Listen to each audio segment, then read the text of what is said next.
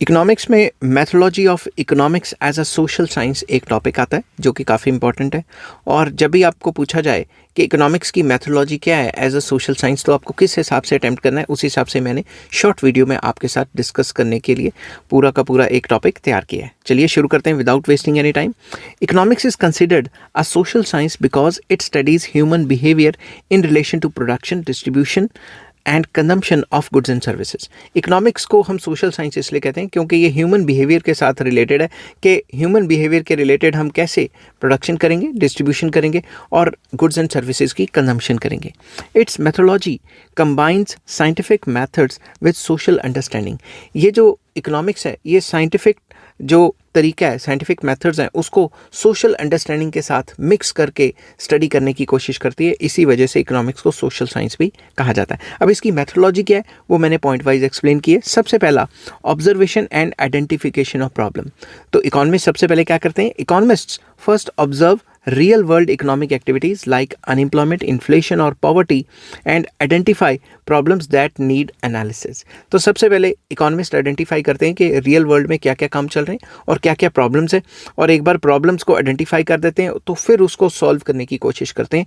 तो सबसे पहला observation and identification of problem आ जाता है। सेकेंड पॉइंट, अगर एक बार पता लग गया, आइडेंटिफाई कर ली कि ये प्रॉब्लम है, उसके बाद formulation of hypothesis second number पे आ जाता है। दे देन वो प्रपोज करते हैं हाइपोथेसिस और assumptions about how people behave economically, that is consumer maximise satisfaction और प्रोड्यूसर मैक्सिमाइज प्रॉफिट्स। फिर वो अपना हाइपोथेसिस देते हैं कि क्या क्या काम करना चाहिए, अपनी थ्योरीज देते हैं क्या क्या करना चाहिए कि किस तरीके से लोग जो हैं अपनी सेटिस्फैक्शन को मैक्सिमाइज कर पाएंगे बीइंग कंज्यूमर, या फिर जो प्रॉफिट को मैक्सिमाइज कर पाएंगे बीइंग प्रोड्यूसर्स। तो वो अपनी हाइपोथेसिस देते हैं। तीसरा, उन हाइपोथेसिस को जो है प्रूव करने के लिए थर्ड पॉइंट पे आ जाता है collection of data. Data collection के लिए जाते हैं। Economist collect data from real life through surveys, reports and government statistics to understand and test hypothesis. वो अपनी हाइपोथेसिस को टेस्ट करने के लिए रियल वर्ल्ड डाटा इकट्ठा करते हैं। खुद भी कर सकते हैं, गवर्नमेंट जो स्टैटिस्टिक्स हैं वहाँ से भी ले सकते हैं, सर्वेज वगैरह भी कर सकते हैं। किसी भी तरीके से अपने हाइपोथेसिस या थ्योरी को प्रूव करने के लिए वो डाटा इकट्ठा करते हैं। फिर use of models and theories fourth point पे, simplified economic models are use to explain relationships के मैंने स्पेलिंग गलत लिख दी है, रुको 2 मिनट। रिलेशन SHIP आना था, तो मैं यहाँ पे SHIPS।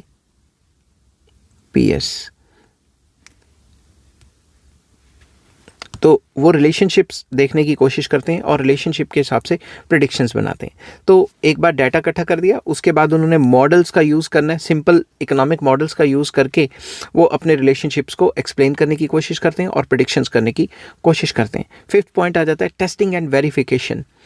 The hypothesis and models are tested using empirical data. Data को यूज़ करके अपने हाइपोथेसिस को टेस्ट करते हैं कि ये बात सही रहेगी या नहीं रहेगी।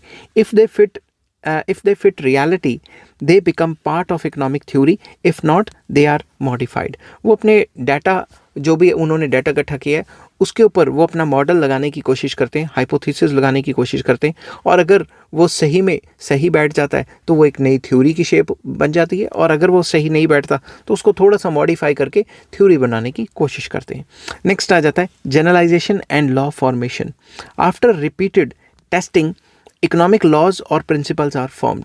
बार बार रिपीट कर करके टेस्ट करते हैं और देखते हैं कि ये हमारी जो थ्योरी है, हाइपोथेसिस है, वो कामयाब हो गया है। तो फिर क्या करते हैं, उस जो टेस्टिंग के दौरान जो भी थ्योरी निकल के आई है उसको जनरल प्रिंसिपल्स में तब्दील कर देते हैं। These laws describe tendencies of human behaviour rather than strict rules. तो ये जो लॉज हैं ये ह्यूमन बिहेवियर को दिखाते हैं कि अगर ऐसा हुआ तो इंसान वैसे करेगा, वैसा हुआ तो इंसान ऐसा करेगा। ठीक है, इंसान मतलब ह्यूमन बीइंग, ना कि ये कोई स्ट्रिक्ट रूल्स होते हैं कि ऐसा ही होगा, हर एक बंदा ऐसा ही करेगा, ऐसा नहीं होगा। ठीक है, फिर लास्ट में predictions and policy making. Economist use theories to predict future economic trends and to guide government policies, that is fiscal policy and monetary policy. तो एक बार अगर वो थ्योरी कामयाब हो जाती है और टेस्ट भी हो जाती है, तो फिर थ्योरी से इकोनॉमिस्ट प्रेडिक्शंस करते हैं कि अगर इसी मॉडल के हिसाब से चलें तो फ्यूचर में ऐसा ऐसा होगा, और उसको दूर करने के लिए सरकार फिर अपनी पॉलिसीज़ बनाती है। तो कंक्लूजन में आप कह सकते हो कि economic uses both scientific methods, that is observation, analysis, testing etcetera and social understanding like human motives क्या है, ह्यूमन कल्चर क्या है, साइकोलॉजी क्या है, making it social science that applies scientific methods to human behaviour.